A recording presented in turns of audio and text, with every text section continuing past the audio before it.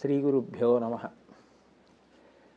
మనకి ఉగాది పండగ అన్నది ఎంతో పవిత్రమైనటువంటి పండగ.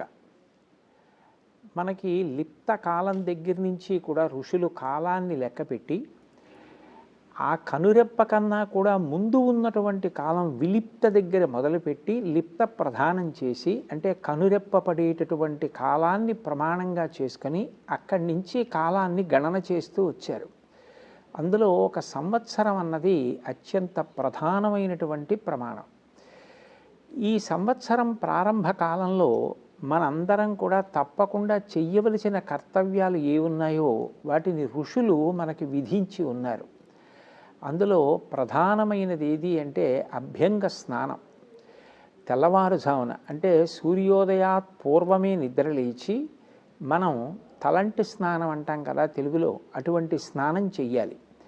ఒళ్ళంతా కూడా తైలాభ్యంగము అంటారు, అంటే ఒంటికి నువ్వుల నూనె రాసుకొని తలస్నానం చేస్తారు. అలా నువ్వుల నూనె ఒంటికి అలదుకున్న కారణం చేత ఇంద్రియములన్నిటికీ కూడా బాగా పటుత్వం కలుగుతుంది అని. శరీరము లేకుండా అసలు మనిషి దేన్ని సాధించలేడు. ఏది సాధించాలన్నా శరీరము ఈశ్వరుడు ఇచ్చినటువంటి గొప్ప ఉపకరణం. ఈ ఉపకరణం విషయంలో మనిషి తీసుకోవలసిన జాగ్రత్త, దీనిని ఏ పని చేయడానికైనా సమర్థవంతంగా శక్తివంతంగా అర్హతతో నిలబెట్టి ఉంచడం అన్నది సంవత్సర ప్రారంభంలోనే మన చేత అధ్యయనం చేయించారు. అందుకని అభ్యంగ స్నానంతో ప్రారంభం. అభ్యంగ స్నానం అయిపోయిన తర్వాత నూతన వస్త్రధారణ చేస్తారు.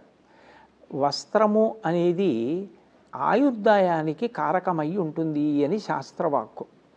వస్త్రమునకు కూడా దేవతలు ఉంటారని, ఆ దేవతలు ఎప్పుడూ కూడా మన యొక్క ఆయుర్దాయాన్ని సూచిస్తూ ఉంటారని, నూతన వస్త్రాన్ని కట్టుకోవడం ఒక మంచి కార్యక్రమ ప్రారంభానికి సూచన అని పెద్దలు భావించారు.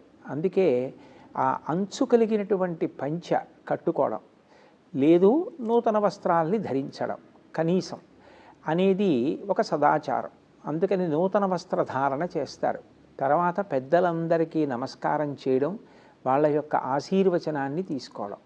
పెద్దల యొక్క ఆశీర్వచనమే మనకి అంగరక్ష. అందుకని ఆ ఆశీర్వచనాన్ని తీసుకొని ధ్వజారోహణం చేస్తారు. అది ప్రతి ఇంటి మీద, దేవాలయాల మీద, గోశాల ప్రాంగణాలు ఇటువంటి వాటన్నిటి మీద కూడా ధ్వజాన్ని ఎగరవేస్తారు. ధ్వజం విజయానికి సంకేతం. ఒకప్పుడు మహారాష్ట్రలో సనాతన ధర్మ పరిరక్షణ కొరకు ఛత్రపతి శివాజీ సామ్రాజ్య స్థాపన చేస్తున్న సమయంలో సమర్థరామదాసు గారు కాషాయ వస్త్రాన్ని ధ్వజంగా బహూకరించారు. ఆ ధ్వజాన్ని ఎగరవేయడం అనేది విజయ పరంపరలు మాకు కలగాలి అని భగవంతుణ్ణి ప్రార్థించడంతో సమానం. అందుకని మాకు తలపెట్టిన కార్యక్రమాలన్నీ విజయవంతం కావాలి, మేము ఆ కార్యక్రమాల్ని సాధించామన్న తృప్తి మాకు కలగాలి అని ఇంటి మీద కాషాయ ధ్వజాన్ని ఎగరవేస్తారు.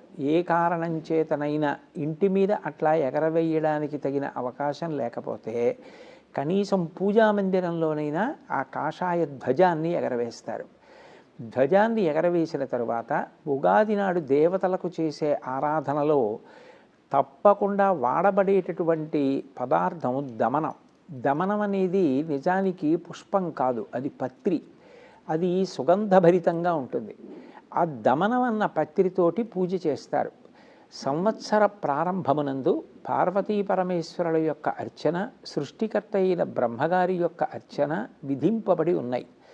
పార్వతీ పరమేశ్వరార్చన చేస్తే పూర్తి పూజగా బ్రహ్మగారికి పూజ చేయడం అన్నది లేదు కాబట్టి చెయ్యలేకపోయామన్న దోషం పరిహరింపబడుతుంది. జగత పితరౌ వందే పార్వతీ పరమేశ్వరౌ అని కదూ. అందుకని ఆది దంపతులైన పార్వతీ పరమేశ్వరులకో లక్ష్మీనారాయణులనండి వచ్చిన దోషమేం లేదు. ఆ ఆరాధన దమనంతో చేస్తారు. అది సుగంధభరితమైనటువంటి పత్రి కనుక ఆ కాలంలో అటువంటి పత్రితో చేసినటువంటి పూజ మంచి ప్రారంభానికి సూచనగా చెప్పబడుతుంది. మనం పురుష ప్రయత్నం, మనం చేసే ప్రయత్నం మనం చేస్తూ ఉంటాం, కానీ మన ప్రయత్నానికి ఈశ్వరుడి అనుగ్రహం కూడా తోడు కావాలి. ఈశ్వరానుగ్రహం తోడుగా రానప్పుడు మనం చేసే ప్రయత్నం ఎంత గొప్పదైనా ఫలించదు. మన ప్రయత్నము ఉండాలి, ఈశ్వర కృప ఉండాలి. ఈ రెండూ కలిసిన చోట సంకల్ప సిద్ధి, అదే విజయం. అటువంటి విజయం నాకు కలగాలి అని కోరుకోవడం కోసం ఆ ధ్వజాన్ని ఎగరవేస్తారు. తర్వాత నింబకుసుమ భక్షణము అన్నది విధింపబడింది. మనకి గొప్ప విషయంగా భావించేది ఏది అంటే, ప్రకృతిలో ఏ ఏ కాలమునందు ఏ ఏ రోగములు పొటమరించే అవకాశం ఉందో ఆ రోగములకు కావలసినటువంటి ఔషధములు ఆ కాలమునందు ప్రకృతి కటాక్షిస్తుంది. వేసవి కాలం వస్తోంది అనేటప్పటికీ వేడి పెరిగిపోతుంది. వేడి పెరిగిపోతుంది కాబట్టి తత్సంబంధమైన రుగ్మతలు శరీరంలో పెరిగిపోయే అవకాశం ఉంటుంది. అటువంటి రుగ్మతలు పెరగకుండా ఉండాలి అంటే నింబకుసుమ భక్షణం అంటే వేప పువ్వు, ఆ కాలమునందే వేప పువ్వు కూడా వస్తుంది. వేప చెట్టు చాలా గొప్ప చెట్టు. వేపకి సంబంధించినటువంటి అన్ని పదార్థములు కూడా ఔషధియే. ఆఖరికి వేప చెట్టు మించే వచ్చే గాలి కూడా గొప్ప ఔషధి. ఆ గాలిని పీల్చడం కోసమని చాలామంది ఇంటి ముందు వేప చెట్లు వేసుకుంటూ ఉంటారు. అది మనిషికి గొప్ప ఆరోగ్యాన్ని కల్పిస్తుంది, ఊపిరితిత్తుల్ని పటుత్వంతో ఉంచుతుంది. అందుకే మీరు చూడండి, అంటురోగాలు వచ్చినప్పుడు, చర్మ సంబంధమైన వ్యాధులు వచ్చినప్పుడు ఈ వేపాకు సంబంధమైనటువంటి ఉపయోగం వాటిని వాడుకోవడం చాలా ఎక్కువగా ఉంటుంది. అది క్రిమిసంహారిణి. అందుకనే ఋతువు మారి వేసవికాలం వస్తోంది అనేటప్పటికీ శరీర ఆరోగ్యానికి భంగకరమైన సమస్త సూక్ష్మాంగ జీవులను నిర్మూలించడం కోసం ఆ వేప పువ్వుని ప్రధానంగా వాడి ప్రసాదాన్ని తయారు చేస్తారు. యద్వర్షాదౌ నింబసుమం శర్కరాంల ఘృతైర్యుతం భక్షితం పూర్వయామేస్య తద్వర్షం సౌఖ్యదాయకం అని మనకి శాస్త్రవచనం. యద్వర్షాదౌ నింబసుమం, ఒక కొత్త సంవత్సరం వస్తోంది అనేటప్పటికీ మనం తయారు చేసే ప్రసాదంలో ప్రధానమైనటువంటి పదార్థం ఏది అంటే ఆ వేప పువ్వు. యద్వర్షాదౌ నింబసుమం, దానితో పాటుగా బెల్లం. బెల్లానికి నిలవదోషం లేదు కాబట్టి ప్రసాదాలన్నీ బెల్లంతో తయారు చేస్తారు కాబట్టి పంచదార అని అన్నప్పటికీ బెల్లాన్ని కలుపుతారు. ఆమ్ల, చింతపండు కలుపుతారు. చింతపండు ఆకలిని బాగా పెంచుతుంది అని, అది కూడా సూక్ష్మాంగ జీవులను నశింపచేస్తుంది అని. అందుకే ఈ తెలుగు మాట్లాడేటటువంటి వారు ఎక్కువ ఉన్న ప్రదేశాల్లోనూ దక్షిణ భారతదేశంలో పులిహోర అనబడే పదార్థం భగవంతుడికి నివేదన చేయడానికి, ప్రసాదంగా తీసుకోవడానికి అంత ప్రధానమైన పదార్థంగా నిర్ణయింపబడింది. అందులో చింతపండు పులుసు ఎక్కువ వాడతారు కాబట్టి ఆ ఆమ్ల ఘృతైర్యుతం, ఆవు నీతిని కలుపుతారు. దీనితో పాటుగా ప్రత్యేకించి ఆంధ్రదేశంలో అరటిపండు ముక్కలు, చెరుకు ముక్కలు, తేనె ఇటువంటి పదార్థాలు కూడా కలపడం అలవాటుగా ఉంది. ఈ శర్కరాంల ఘృతైర్యుతం భక్షితం పూర్వయామేస్య, దీనిని భగవంతుడికి నివేదన చేస్తారు. ఏదైనా భగవంతుడికి నివేదన చేసి తిన్నదేదో అది ప్రసాదము అని మనం విశ్వసిస్తాం. అటువంటి ప్రసాదం ఈశ్వరానుగ్రహం కలిసి ఉంది కాబట్టి మనకి అన్ని విధాల అభ్యున్నతిని కల్పిస్తుంది అని మన వారి విశ్వాసం. ఒక్కొక్క పదార్థాన్ని వాడడం ఒక్కొక్క కాలమునందు చేస్తారు. అవి అంతకుముందు ప్రకృతిలో లభ్యమైన ఒక కాలపరిమితిని దాటిన తరువాత దాన్ని వాడకంలోకి తీసుకొస్తారు. ఆ పదార్థానికి పురిటి కాలం పూర్తయింది అంటుంటారు మన పెద్దవాళ్ళు. ఈ చింతపండు వాడడం కానీ, అట్లాగే ఈ వేప పువ్వు అప్పుడు బాగా పుష్పించి ఉంటుంది, వాటిని కలిపి స్వీకరిస్తారు. కారణం ఏమిటంటే దేవీ భాగవతంలో వ్యాస భగవానుడు ఒక మాట చెప్పాడు. ద్వావృతూయమదంస్ట్రాఖ్యే నూనం సర్వజనీషు వై. 2 ఋతువులు ఉన్నాయే, అవి యమధర్మరాజు గారి యొక్క 2 దంస్ట్రాలు. ఒకటి వసంత ఋతువు, రెండవది శరదృతువు. శరదృతువు యమధర్మరాజు గారి యొక్క ఒక కోర, వసంత ఋతువు యమధర్మరాజు గారి యొక్క వేరొక కోర. ఈ సమయంలో ఒక్కొక్క కోర బయటికి వస్తుంది అని అంటే నూనం సర్వజనీషు వై, అన్ని అంటువ్యాధులు ప్రబలుతాయి, అన్ని ప్రమాదాలు జరుగుతాయి, అంతగా అనారోగ్యం పెరిగే అవకాశం ఉంటుంది. అంతమంది మరణించే అవకాశం ఉంటుంది. దీన్ని పోగొట్టుకోవడం కోసం ఏం చేస్తారు అంటే, ప్రకృతిలోనే మనకి ఇటువంటి పదార్థాలు కూడా లభ్యమయ్యేటట్టుగా భగవంతుడు వ్యవస్థ చేశాడు. వీటిని కలుపుతారు. కలిపి భగవంతుడికి నివేదన చేసి ప్రసాదంగా స్వీకరిస్తారు. స్వీకరించిన కారణం చేత మనిషికి గొప్ప రోగనిరోధక శక్తి ఏర్పడుతుంది. మామిడికాయ ఉందనుకోండి, మామిడికాయ గొప్ప ఓషధీతత్వాన్ని కలిగి ఉంటుంది. అందుకే దాని ముక్కలు కోసి సూర్యరశ్మి తగిలేటట్టుగా ఉంచితే ఒరుగులు అంటూ ఉంటారు. ఒరుగులు అంటే ఒక ఏడాది పాటు నిలవగుండగలిగినటువంటి మామిడి ముక్క.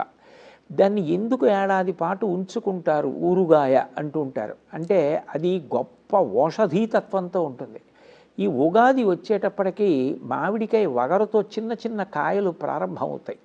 అందుకే ఆ మామిడి ముక్క కూడా కలుపుకొని తిని వడదెబ్బ తగలకుండా శరీరానికి కావలసినటువంటి రోగనిరోధక శక్తిని, తట్టుకోగలిగిన పటుత్వాన్ని ప్రకృతిలో లభించే పదార్థాల ద్వారా పెంచుకునే ప్రయత్నం చెయ్యడం సనాతన ధర్మంలో వ్యక్తుల యొక్క జీవిత విశేషంలోనే అంతర్లీనమైనటువంటి ఒక గొప్ప ప్రక్రియ. అందుకని ఈ పదార్థాలన్నీ కలిపి ఈశ్వరుడికి నివేదన చేసి ప్రసాదంగా తీసుకుంటారు. పైగా ఇవి కలిపినప్పుడు నిజానికి తినడానికి అంత రుచికరంగా ఏం ఉండదు. తినడానికి రుచికరంగా ఉండకపోయినా దాన్ని ప్రసాదంగా తీసుకుని తీరుతారు. దాని అర్థం ఏమిటంటే, సంవత్సర ప్రారంభంలో మనిషికి ఉండవలసిన గొప్ప పూనిక ఏది అంటే, నేను కష్టపడాలన్న తత్వం ఉండాలి. కష్టపడడం అంత మధురంగా ఉండదు. ఏ కష్టమూ పడద్దు, హాయిగా కూర్చో, రోజులు ఇడిపోతాయి. తిని కూర్చోమంటే, భోగం అనుభవించమంటే సంతోషంగా ఉంటుంది. కాదు, కష్టపడమన్నాం అనుకోండి, బాధగా ఉంటుంది. నిజానికి అత్యంత సువాసన కలిగిన పదార్థాలు రెండే అని చెప్తారు పెద్దలు. ఒకటి, కష్టపడితే ఒంటికి చెమట పడితే ఆ చెమట వాసన గొప్పది. ఎందుకనంటే ఆ చెమటలోంచే సంపదంతా వస్తోంది. చెమటని మించిన సువాసన లేదు. అంటే దాని అర్థం అంత గొప్పది చెమట పట్టడం. రెండవది, మనం ఏ దేశంలో పుట్టామో ఆ దేశం యొక్క మట్టి వాసన.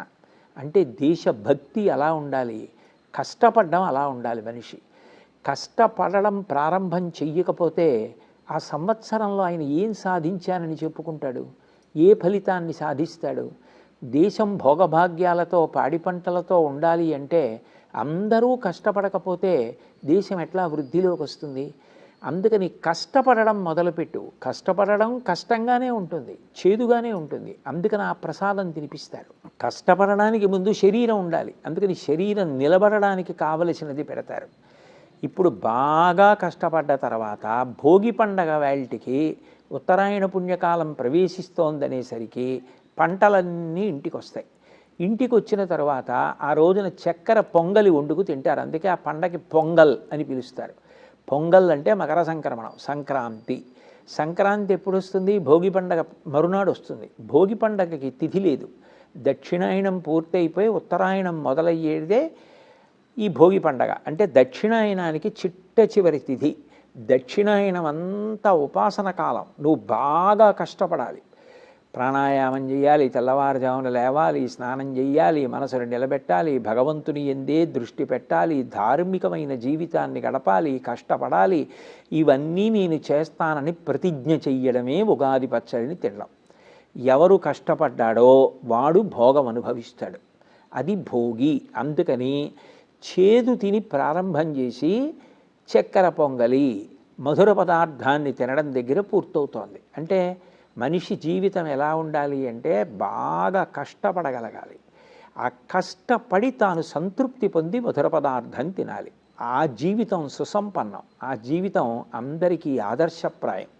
ఇది చెప్పడం కోసమని ఈ పదార్థాలను కలిపి మనం భగవంతుడికి నివేదన చేసి ప్రసాదంగా తీసుకుంటాం. నీ ప్రయత్నంలో అప్పుడప్పుడు విజయం లభించకపోవచ్చు, నువ్వు బెంగ పెట్టుకోకూడదు. ఈశ్వరుడు ఎందుకో నిన్ను ఆ మార్గంలో వెళ్ళవద్దన్నాడు. అటు విజయం లభిస్తే ఏమో నీకు ఏ ఇబ్బంది కలిగి ఉండేదో, అందుకని భగవంతుడు వెళ్ళవద్దన్నాడని పూనిక పోగొట్టుకోకుండా, ఉత్సాహం పోగొట్టుకోకుండా ప్రయత్నాన్ని మాత్రం చేస్తూ వెళ్ళగలగాలి. కర్మణ్యేవ అధికారస్తే మా ఫలేషు కదాచన మా కర్మ ఫలహేతిర్భూ మాతే సంగోస్త్వ కర్మణి అంటాడు గీతాచార్యుడు. మనం కర్మ చెయ్యాలి, కర్మ ఫలితాన్ని ఆశించకూడదు. ఆ ఉత్సాహం నీకు ఎప్పుడూ ఉండాలని చెప్పడమే ఈశ్వరుడికి నివేదన చేసి ప్రసాదంగా స్వీకరించడం. ఇంత గొప్ప విషయాన్ని, కాలంలో మనం పడవలసినటువంటి కష్టాన్ని, మనకుండవలసిన పూనికని కలిపి చెప్పడానికి ఈ ఉగాది పచ్చడి తినడము అనే విషయం వచ్చింది. అందులోనే ఆరోగ్యం నిలబడడం ఉంది, అందులోనే ప్రతిజ్ఞ ఉంది, అందులోనే కష్టపడడం ఉంది. ఇన్నిటిని కలిపి తీసుకొచ్చారు. తదనంతరం అందరూ కూడా పంచాంగ శ్రవణం చేస్తారు. పంచాంగ శ్రవణం చేయడం ఎందుకు అంటే దాని పేరే పంచాంగము. పంచాంగము అంటే 5 అంగములతో కూడి ఉన్నదేదో దానిని పంచాంగము అని పిలుస్తారు. తిథి, వారము, కరణము, యోగము, నక్షత్రము, ఈ 5టిని చెప్తుంది కాబట్టి దానికి పంచాంగం అని పేరు. ఈ పంచాంగం ఎందుకు వినాలి అంటే శ్రీకళ్యాణ గుణావహం రిపుహరం దుస్వప్నదోషాపహం గంగాస్నాన విశేష పుణ్యఫలదం గోదాన ఫలదం నృణాం. అది ఎంత గొప్పది అంటే పంచాంగాన్ని కానీ ఉగాది నాడు శ్రవణం చేసిన వాడు ఎంత గొప్ప ఫలితాన్ని పొందుతున్నాడు అంటే శ్రీకళ్యాణ గుణావహం, వాళ్ళకి మంచి గుణములు కలుగుతాయని. శత్రుబుద్ధి పోతుంది మనసులో. వాడు నాకు శత్రువు, వీడు నాకు శత్రువు అన్న బుద్ధి పోయి అందరినీ స్నేహభావంతో చూడగలిగిన లక్షణం ఉంటుంది. కాబట్టి రిపుహరం దుస్వప్నదోషాపహం, దుస్వప్నముల వలన వచ్చేటటువంటి ఫలితములను పరిహరించడానికి పంచాంగ పరిశీలనం అన్నది ఒక గొప్ప సాధనంగా చెప్పబడింది. గంగా స్నాన విశేష పుణ్యఫలదం, గంగా స్నానం చేస్తే ఎంత గొప్ప ఫలితం వస్తుందో పంచాంగాన్ని ఆ రోజున విన్న కారణం చేత అంత గొప్ప ఫలితం వస్తోంది. గోదాన తుల్యం నృణాం, గోదానం చేస్తే ఎటువంటి ఫలితం కలుగుతోందో నరుడికి అటువంటి ఫలితం పంచాంగం వినడం చేత కలుగుతోంది. ఆయుర్వృద్ధిదముత్తమం శుభకరం సంతాన సంపత్ప్రదం, ఆయుర్వృద్ధి కలుగుతోంది, శుభములను ఇస్తోంది. అంతేకాదు సంతానము సంపద వృద్ధిలోకి రావడానికి కారణమవుతోంది. నానాకర్మ సుసాధనం సముచితం పంచాంగమాకర్ణ్యతాం అంటారు. అన్ని పనులు చెయ్యవలసి వస్తే ఏ ఏ పనులు ఎప్పుడెప్పుడు ఎట్లా చెయ్యాలో చెప్పడానికి, ఏ ఏ తిథులలో చెయ్యాలో చెప్పడానికి మనకి పంచాంగం వచ్చింది. అందుకని అటువంటిది మనిషికి కరదీపిక, వెలుతురు చూపిస్తుంది. మనకి వేదానికి ఉపాంగమైనటువంటి ఈ జ్యోతిష శాస్త్రం భారతదేశం గర్వించదగినటువంటి శాస్త్రాలలో ఒకటి. మనిషికి కన్ను ఉంటుంది, కన్ను దూరంగా ఉన్నదాన్ని చూస్తుంది. అట్లాగే వేదమునకు ఉపాంగమైనటువంటి జ్యోతిషం కాలంలో ఎప్పుడో జరగబోయేటటువంటి దాన్ని లెక్క కడుతుంది. చంద్రగ్రహణాన్ని సూర్యగ్రహణాన్ని అంత బాగా లెక్క కట్టగలుగుతున్నారు అంటే మన పంచాంగకర్తల యొక్క విజ్ఞానానికి మనం అందరం కూడా మురిసిపోవాలి. అంత గొప్పగా ఒక రోజుని విభాగం చేసి దుర్ముహూర్తం ఎప్పుడుందో లేకపోతే వర్జ్యం ఎప్పుడుందో అన్నిటినీ నిర్ణయం చేసి 2 తిథులున్నాయా, 1 తిథి ఉందా అన్నిటినీ చెప్తారు. ఇందులో ఒక్కొక్కటి పరిశీలిస్తే ఒక్కొక్కటి కలుగుతుంది. తిథిని పరిశీలించారనుకోండి సంపద కలుగుతుంది. తిథి అన్నది ఎందుకు వచ్చింది అంటే మీరు ఏ రోజున అంటే ఏ తిథి నాడు ఏ పని చెయ్యాలో చెప్తుంది. తిథి అంటే కాలమునందు ఆనుకూల్యత ప్రతికూలత అన్నవి ఉంటాయి, అది మనం కాదు అని అనలేము. ఋతువులు ఎందులో వస్తున్నాయి? కాలంలో వస్తున్నాయి. పంచాంగంలో శరదృతు, హేమంత ఋతువు రాస్తారు. ఆ ఋతువులో మీరు చెయ్యకూడనిది చేశారనుకోండి, హేమంత ఋతువులో తెల్లవారుజామున అదే పనిగా తిరిగితే పడిచం పడుతుంది, దగ్గు వస్తుంది. ఏ తిథి నాడు ఏం చెయ్యాలో కూడా అట్లాగే తిథి యొక్క బలాన్ని బట్టి చెప్తారు. ఈ తిథి నాడు ఈ పని చెయ్యి నీకు కలిసి వస్తుంది, ఈ తిథి నాడు ఈ పని చెయ్యకు. నమ్మకమే శాస్త్రం, నమ్మకమే దైవం. ఆ నమ్మకం ఉన్నవాడికి అది దైవం. కాబట్టి ఆ తిథి నాడు ఆ విశ్వాసంతో అది చేసి సంపదని పొందుతారు. ఇక తర్వాత వారం అన్నది ఎప్పుడూ కూడా హోరతో ప్రారంభమవుతుంది. ఏ హోరతో ప్రారంభమైందో దానిని బట్టి వారానికి ఆ పేరు వస్తుంది. ఉదాహరణకి శనిహోరతో ప్రారంభమైందనుకోండి, ఆ రోజు శనివారం. కుజహోరతో ప్రారంభమైందనుకోండి, మంగళవారం.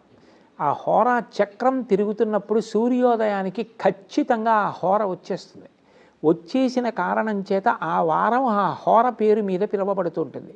కుజహోర ఉంది కాబట్టి మంగళవారం, బుధహోర ఉంది కాబట్టి బుధవారం, శుక్రహోర ఉంది కాబట్టి శుక్రవారం, గురుహోర ఉంది కాబట్టి గురువారం, సూర్యహోర ఉంటే ఆదివారం. ఇలా ఏ హోరతో సూర్యోదయం అయిందో ఆ రోజు ప్రారంభమైంది కాబట్టి ఆ హోర చేత ఆ వారం నిర్ణయింపబడుతుంది. అది ఎంత గొప్ప గణితం అంటే ప్రతి వారం సూర్యోదయం ఆ హోరలోనే మొదలవుతుంది, ఇంకా అందులో తేడా ఉండదు. ఆ హోర ఏం చేస్తుంది అంటే ఆపద అనేటటువంటి సముద్రాన్ని దాటించడానికి అది పడవ లాంటిది. అందుకని వారాన్ని బాగా పరిశీలించడం మీకు అలవాటు అయిందనుకోండి, ఆ వారం ఆ హోర ఏ హోర ప్రారంభమైంది, ఆ హోరకి ఉండే లక్షణాలు ఎటువంటివి, ఆ హోర తర్వాత ఏ హోర వస్తోంది, ఏ హోరలో ఏ పని చెయ్యొచ్చు, దీని మీద కొంత పరిజ్ఞానాన్ని పెంచుకున్నాడు అనుకోండి, ఆపద దాటుతాడు. దాని వలన ఆయుర్దాయము నిలబడుతుంది. అట్లాగే నక్షత్ర పరిశీలన, మనకి 27 నక్షత్రాలు ఉన్నాయి. ఈ 27 నక్షత్రాలని పరిశీలిస్తే ఒక్కొక్క నక్షత్రానికి ఒక్కొక్క స్వభావం ఉంటుంది. అందుకే నిజానికి జననమైన మరణమైన నక్షత్రాన్ని ప్రధానంగా చేసుకుంటారు. మీరు చూడండి, పూజ చేస్తే 108 నామాలతో పూజ చేస్తారు. ఏం 109 ఉండకూడదా, 96 ఉండకూడదా, 76 ఉండకూడదా? భగవంతుడికి 108 నామాలే ఎందుకు ఉండాలి అంటే 27 నక్షత్రాలు, ఒక్కొక్క నక్షత్రానికి 4 పాదాలు, 27 × 4 108. ఈ 108 పాదములలోనే సమస్త జగత్తు ఏర్పడుతోంది. అది కొబ్బరి చెట్టు అవనివ్వండి, కుక్క పిల్ల అవనివ్వండి, పనస చెట్టు అవనివ్వండి, పంది పిల్ల అవనివ్వండి, ఆ నక్షత్రంలో పుడుతుంది. నక్షత్రాన్ని ప్రధానం చేసి జాతకర్మ చేస్తారు. అలాగే మరణించినప్పుడు కూడా నక్షత్రాన్ని ప్రధానంగా చూస్తారు. ఆ నక్షత్రాలకి స్వభావం ఉంటుంది, ఆ స్వభావాన్ని చూస్తారు. మీరు రామాయణాన్ని పరిశీలిస్తే అందులో ఎన్ని చోట్ల ఆ నక్షత్రం యొక్క అధిదైవతం వీటన్నింటి గురించిన ప్రస్తావన కనపడుతుంది. అటువంటి నక్షత్ర పరిశీలనం చేత పాపము నశిస్తుంది అని. అట్లాగే యోగములు ఉంటాయి. యోగములు 11 యోగములు. ఈ 11 యోగములను పరిశీలించి ఆ కాలమునందు చెయ్యవలసినవి చేసి చెయ్యకూడనివి విడిచిపెడితే రోగము నశిస్తుంది అని. కరణములు నక్షత్రములలాగే 27 ఉంటాయి. ఈ 27 కరణములను పరిశీలించడం వచ్చిందనుకోండి, దాని చేత విజయం కలుగుతుంది కార్యాల్లో. అందుకే మనిషికి చేతితో దీపం పట్టుకుంటే చీకటిలో వెళ్ళడం ఎంత తేలికవుతుందో, పంచాంగాన్ని పట్టుకోవడం, ప్రతిరోజు పంచాంగాన్ని పరిశీలించి కార్యక్రమాల్ని నిర్ణయించుకోవడం అంత ఉపయుక్తం. అందుకని పంచాంగం అనేటటువంటిది, దాని రచన అన్నది అంత తేలిక విషయం కాదు. అది గొప్ప గణిత శాస్త్ర విజ్ఞానంతో కూడుకున్నది. భారతీయులు గర్వించదగిన శాస్త్రాలలో ఒకటి జ్యోతిష శాస్త్రం. ఆ జ్యోతిష శాస్త్రం తెలిసున్న వాళ్ళు ఎంతెంత గొప్ప విషయాలు సాధించారో జ్యోతిష శాస్త్ర సంబంధమైన విషయాలను పరిశీలిస్తే తెలుస్తుంది. కాబట్టి పంచాంగమాకర్ణ్యతాం, పంచాంగం వింటారు. ఒకవేళ రాశి ఫలాలంత అనుకూలంగా లేవనుకోండి, ఏం బెంగపెట్టుకోక్కర్లేదు. అందరికన్నా గొప్పవాడు కర్మఫలప్రదాత పరమేశ్వరుడు. ఇక్కడ ప్రారంభం కావాలి నీ జీవితం ఉగాది నాడు. ఒకరికి మంచినీళ్ళు ఇవ్వడం దగ్గర మొదలుపెట్టు అని. ప్రాణములు దేని వలన నిలబడతాయో అటువంటి నీటి దానం దగ్గర ప్రారంభం అవుతుంది. అందుకని రహదారులలో 4 కూడళ్లలోనూ అక్కడ పెద్ద పెద్ద నీటి బాణలు పెట్టి మజ్జిగ అవి బాటసారులకు ఇస్తారు. ఇక వసంత నవరాత్రులు అంటే ఈ పాడ్యమి నుంచి నవమి వరకు అమ్మవారిని ఆరాధన చేస్తారు. ఆ అమ్మవారిని ఆరాధన చేసిన కారణం చేత ప్రమాదములు తప్పిపోయి అందరూ ప్రశాంతంగా ఉంటారు. అందరం చక్కగా సంతోషంగా ఉండాలి.